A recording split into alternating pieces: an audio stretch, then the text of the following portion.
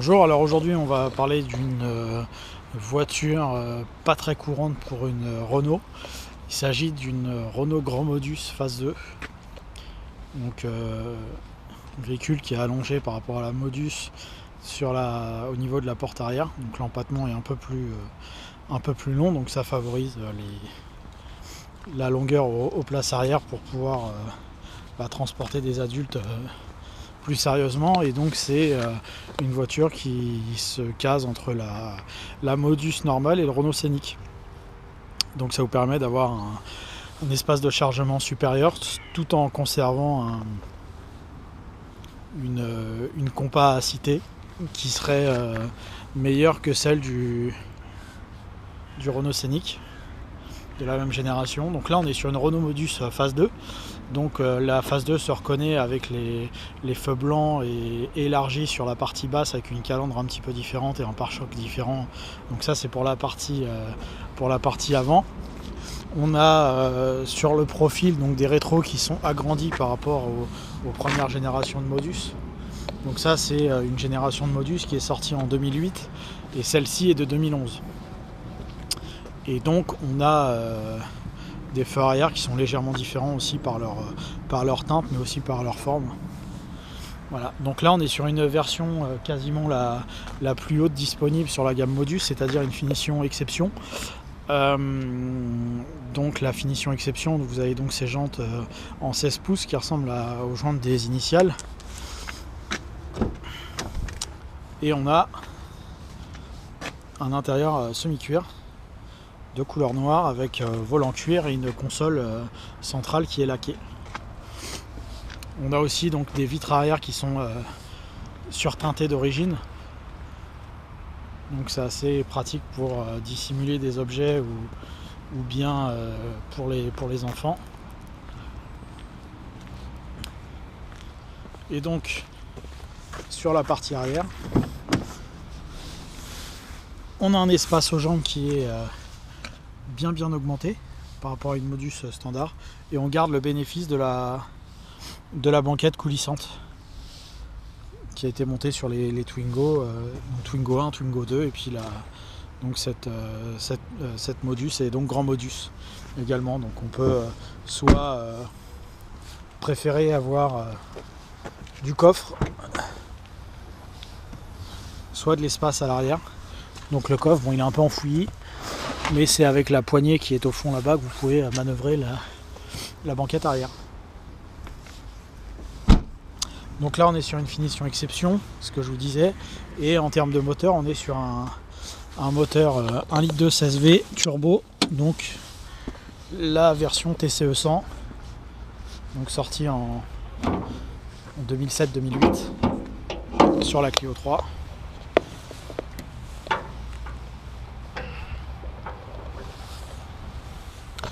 Donc de base on n'y voit pas grand chose sur le compartiment moteur d'une Modus, c'est assez camouflé en dessous vu la faible longueur disponible à l'avant.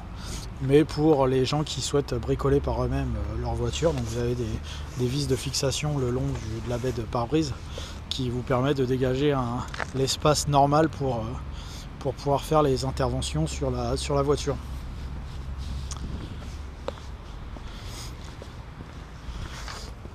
Donc ce modèle de Modus, donc je vous disais c'est la plus haute quasiment, donc avec la finition laquée, la clim automatique, l'autoradio CD, donc traditionnel, le update list,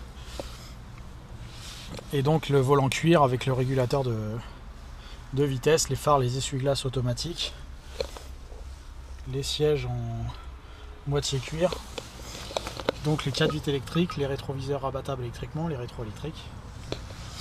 Donc sur la Modus comme sur la Clio 3, c'est un démarrage à clé traditionnel, donc il suffit de tourner la clé et la voiture se met en route assez facilement. Et donc un afficheur digital central pour avoir l'ensemble des informations.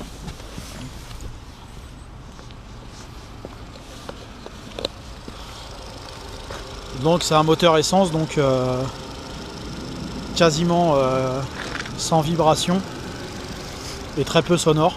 Comme on peut le constater là, il est en route, il est au ralenti.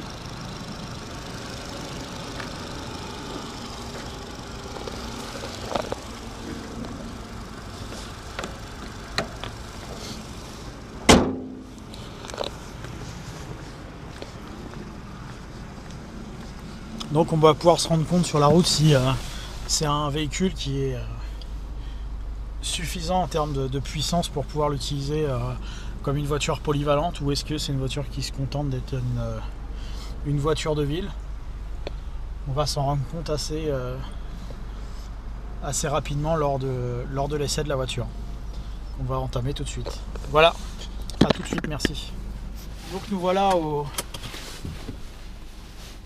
volant de la Modus.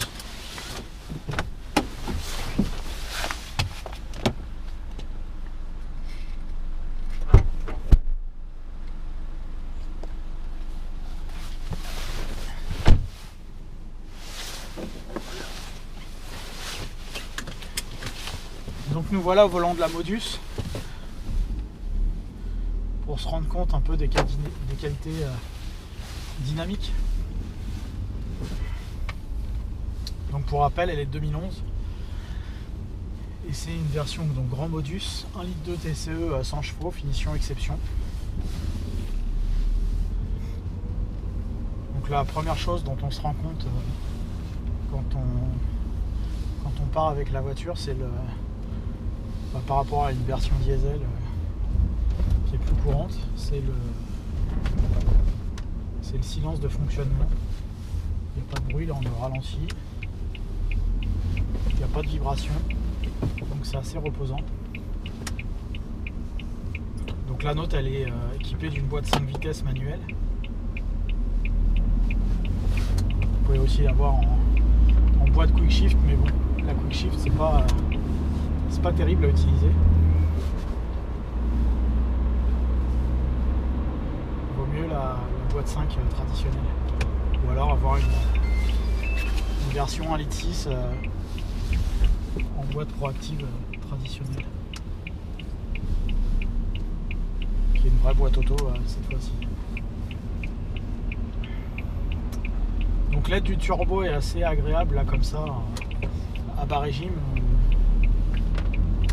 On n'a pas une voiture qui peine malgré la petite cylindrée de la voiture. Parce que là voilà, je suis à 30 en troisième à 1000 tours minute. Je réaccélère, la voiture est souple, elle est fluide. Donc c'est pas mal. La première approche est bonne pour ce moteur.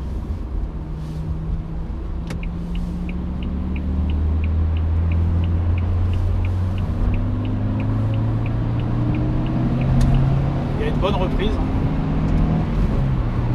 On s'est retrouvé assez facilement à 100 km/h. Partant de 30 en troisième, légèrement en côte, c'est bien. Pour les dépassements, c'est sécurisant.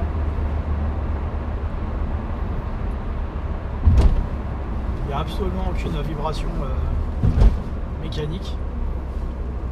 Donc ça aussi, c'est un point de confort.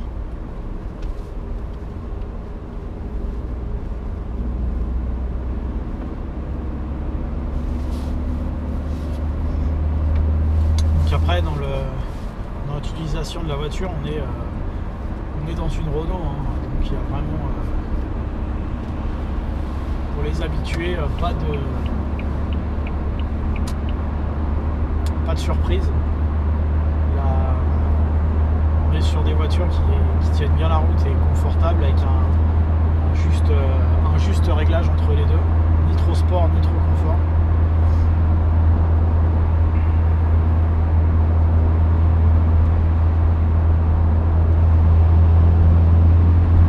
Là, quand j'accélère en cinquième en côte, on sent que alors, c'est pas une voiture très rapide, mais elle n'a pas la sensation de peiner. C'est peu important. Elle n'a pas la sensation de peiner, donc c'est bien. C'est plutôt agréable.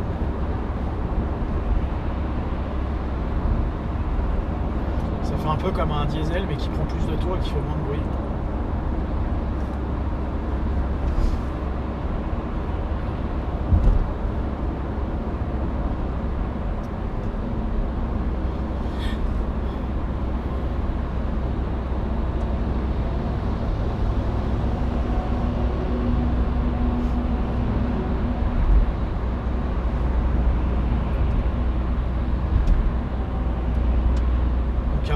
reste de l'utilisation, c'est assez classique pour Renault. Donc là c'est la console de climatisation, la même que sur la Mégane 2 et la même que sur la Clio 3, donc avec le réglage chaud-froid au centre, c'est la clim automatique, avec l'autoradio en dessous, donc le modèle d'autoradio qu'on retrouve sur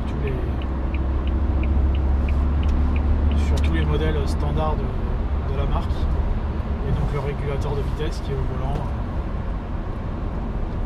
également. D'un point de vue de la consommation de carburant, on a 7,9 litres, donc c'est globalement entre 1,5 litre et 2 litres de plus qu'une version diesel en 105 chevaux.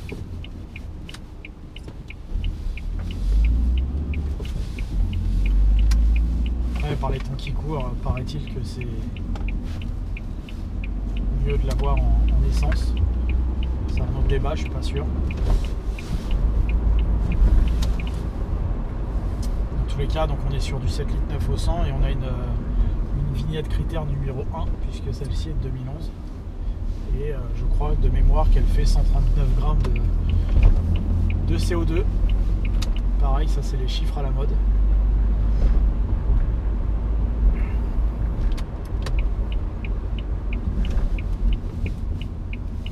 En tout cas, il y a une attaque à la pédale pour le freinage qui est assez sèche. Donc elle est, alors pour ceux qui n'ont pas l'habitude des Renault, ça vous met un coup de frein assez fort rapidement.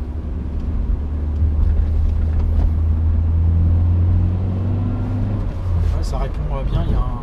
C'est plus agréable qu'un 1,416 litre, les anciens litres 416 qui faisaient 100 chevaux aussi. D'ailleurs, ce moteur a remplacé le litre 416 à l'époque, il y a 10 ans à peu près maintenant. Et donc on a gagné au change en termes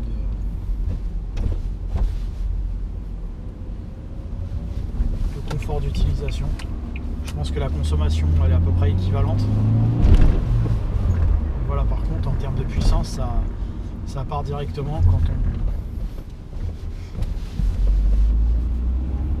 on accélère.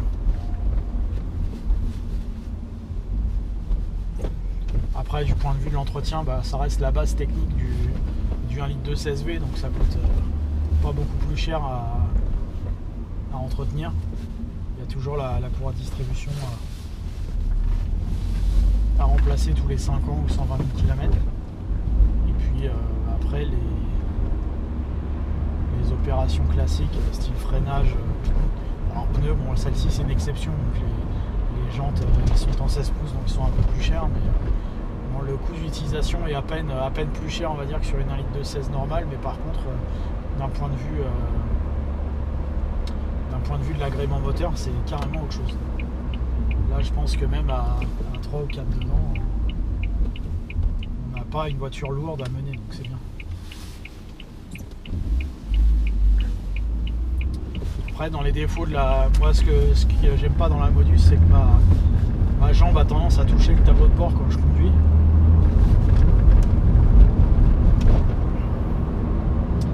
Donc c'est quelque chose que je trouve pas très agréable. C'est moins confortable qu'un Scénic. Pareil, la sellerie, on est sur des sièges de Clio 3, donc ils sont un petit peu courts en longueur. Donc on est au départ, on reste sur un monospace de ville. Donc après, ça peut faire de la route, de l'autoroute sans problème. Maintenant, le confort est quand même inférieur à une Renault Scénic et à une Renault Mégane. On est sur un confort de Clio 3. Donc c'est un peu dans la catégorie de monospace, c'est le défaut de cette voiture. Après pour le reste, ça vous permet d'avoir ce moteur TCE en 1,2 litre. Vous n'avez pas sur le Scénic qui est pas monté. Donc ça vous fait une voiture plus économique et plus maniable en ville, parce qu'elle est aussi non seulement un peu moins longue, mais aussi un peu moins large. Donc on est si vous êtes en Ile-de-France et que vous faites, ou sur une autre grande ville et que vous faites ou de grandes régions et que vous faites beaucoup de villes et un petit peu de périurbain, c'est tout à fait recommandable. Après, si vous faites exclusivement l'autoroute, passer plutôt sur un véhicule de la taille du Scénic, il sera un peu plus confortable. Mais bon, sinon ça reste pas désagréable pour une voiture quotidienne comme ça à mener.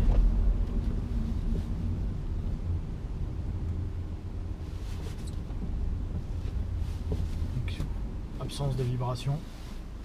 Voilà, ça fait pas aucun bruit. Donc c'est bien. Donc c'est un très bon moteur ce TCE 1,2 litre 100 chevaux. Je recommande.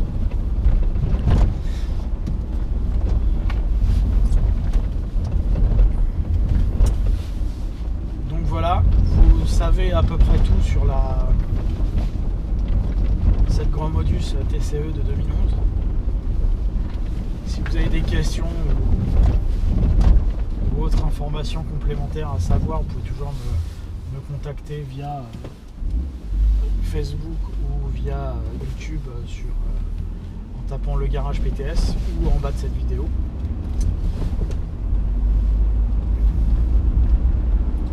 Comme ça, je pourrais vous répondre si vous avez besoin d'informations supplémentaires. Merci à vous d'avoir suivi la vidéo. À bientôt. Au revoir.